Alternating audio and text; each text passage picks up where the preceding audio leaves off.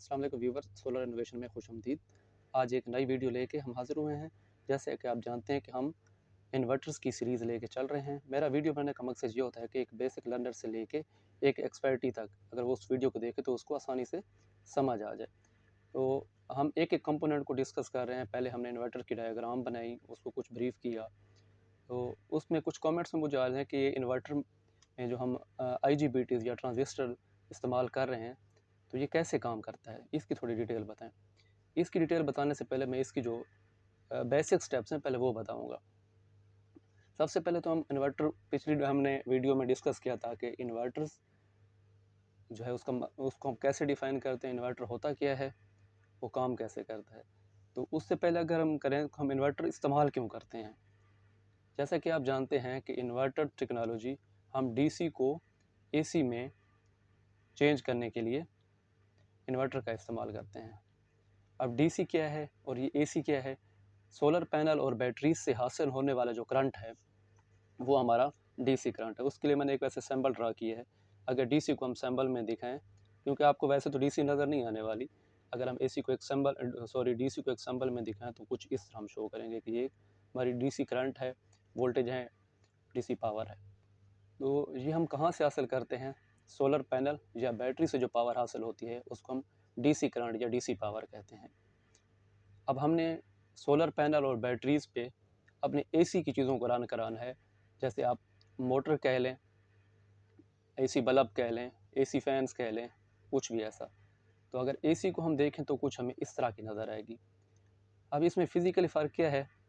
इसमें एक सीधी लाइन नज़र आ रही है और इसमें आपको कर्व नज़र आ रहे हैं। मतलब ये है कि डीसी करंट में पोलैरिटी चेंज नहीं होती, सिमत अपनी चेंज नहीं करता। एसी करंट अपनी सिमत चेंज करता है। अब हम इस करंट में कैसे चेंज करें? मतलब डीसी वोल्टेज को, सोलर के वोल्टेज को, बैटरी के वोल्टेज को क्या चीज़ लगा के चेंज करें कि वो हमारा एसी करंट बन जाए और हमारी एसी की चीज़ें सोलर पैनल पे चलना शुरू हो जाएँ। तो इसके लिए जिस चीज़ का हम इस्तेमाल करते हैं बेसिकली, उसकी अगर बेसिक में चले जाएँ तो वो एक ट्रांजिस्टर है।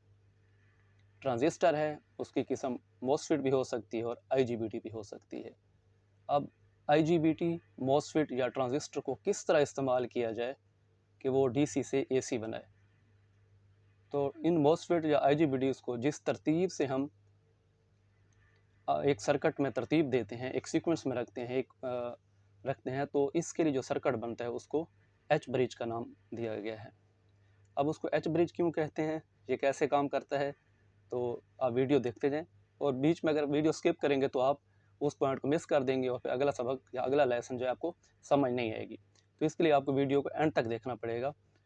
तो इसके लिए मैंने एक सर्किट डायग्राम यहाँ पे ड्रा की है, मैं आपको समझा देता हूँ। अगर हमारे पास ये एक स्विच, 2, 3 और 4 स्विच हों और बीच में हमने एक लैंप कनेक्ट किया हुआ है। अब इस लैंप को बारी बारी ऑन करा के देखते हैं मैनुअली। अगर मैं लैंप ऑन करने से पहले एक चीज़ बता दूं, हम किसी भी जब लैंप को ऑन करते हैं तो उसमें दो दो वायर होती हैं। लाइन जिसको रेड वायर कहते हैं, न्यूट्रल जिसको ब्लैक वायर कहते हैं। ये मेरा लैंप है और ये एक स्विच है। अगर मैं स्विच को ऑन करूं तो लाइन से न्यूट्रल की तरफ मेरा सर्किट कंप्लीट होगा और मेरा लैंप ऑन हो जाएगा। ये भी बिल्कुल बेसिक लर्नर के लिए है ताकि उनको समझ आ जाए। अब ये चीज़ यहाँ पे अप्लाई करते हैं।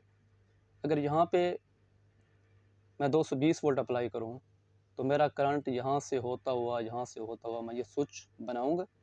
स्विच बन गया, स्विच ऑन हो गया, तो यहाँ से करंट होते यहाँ से होते और सेम टाइम पे S4 स्विच भी बनाऊँगा और S3 भी बनाऊँगा। यहाँ तक होते ये मेरा न्यूट्रल है, यहाँ तक पहुँचेगा। तो इस सूरत में हमारी ये वाली शर्त पूरी हो गई, तो हमारा जब ये कंडीशन इसने अचीव कर ली, मीट कर ली, तो हमारा लैंप ऑन हो गया। एक चीज़। अब दूसरी साइड पे चलते हैं। ये हमारी लाइन है, मैंने स्विच 1 ऑन किया, यहाँ से करंट होते लैंप में से गुजरते हुए स्विच 2 भी ऑन किया, तो ये मेरा लैंप ऑन हो गया। ये कंडीशन फिर पूरी हो गई। कहने का मतलब ये है कि अगर स्विच नंबर 4 और स्विच नंबर 3 को बनाया जाए तो एक सर्किट कंप्लीट होगा, और इसी तरह स्विच नंबर 1 और स्विच नंबर 2 को बनाया जाए तो दूसरा सर्किट कंप्लीट होगा। इन दोनों कंडीशन में लैंप बारी बारी ऑन होगा। ये तो हो गई एक सिंपल समझाने वाली बात। अब अगर इस सब डायग्राम को देखें, इस शक्ल को देखें, यहाँ पे एक स्विच हो, यहाँ पे और यहाँ पे, और सेंटर में मैं लोड लगा दूँ, ये लैंप भी हो सकता है, मोटर भी हो सकता है, फ़ैन भी हो सकता है, कुछ भी लोड हो सकता है। तो शक्ल जो बन गई है, डायग्राम जो बन गई है, आपको फिज़िकल जो चीज़ नज़र आएगी, तो क्या ये एच की शक्ल है? तो इसलिए इसको एच ब्रिज का नाम दिया गया। ब्रिज क्यों किया गया है? अगर आप इसको देखें कि एक नहर हो, यहाँ से यहाँ पे एक पुल बनाया गया है, ये जो लोड है पुल को शो कर रहा है, तो एच ब्रिज, शक्ल इसकी एच है, ब्रिज हम कहते हैं पुल को। तो ये एक पुल है, यहाँ से यहाँ आने के लिए या यहाँ से यहाँ आने के लिए, तो टोटली अगर इस सर्कल को देखा जाए तो इसको हम एच ब्रिज कहते हैं। ये एच भी बन गया और ऊपर इसके पुल भी है। अब करंट यहाँ से यहाँ भी जा सकता है और यहाँ से भी यहाँ भी जा सकता है, इन स्विचेस को ऑन ऑफ करके। ये तो सिर्फ समझाने के लिए इसको मैंने इन स्विचेस का इस्तेमाल किया, इनको मैंने मैनुअली हाथ से बनाया है। लेकिन हम अभी इन्वर्टर की तरफ जा रहे हैं, तो ये इन्वर्टर का बेसिक यहीं से शुरू होगा। अब इन्वर्टर में क्या होता है, इन स्विचेस की जगह पे हम मॉसफेट या आईजीबीटी इस्तेमाल करते हैं। पहले बता चुका हूँ, मॉसफेट या आईजीबीटी बेसिकली ट्रांजिस्टर की किस्म है, मॉडिफाइड किस्म है। अगली डायग्राम में मैं आपको बताता हूँ, उस पर मैंने आईजीबीटीज़ का इस्तेमाल किया है, ये समझाने के लिए शुरू बताया डीसी को एसी में कैसे चेंज करते हैं। अभी हम उसी की तरफ जा रहे हैं। तो वहाँ मैं इन स्विचेस की जगह आईजीबीटीज़ का इस्तेमाल करूँगा और उनको एक स्पेसिफिक टाइम में ऑन ऑफ करवा के देखते हैं कि ये डीसी एसी में कैसे चेंज होती है। तो ये तो था हमारा एच ब्रिज। अभी चल के देखते हैं इनका प्रैक्टिकल आगे।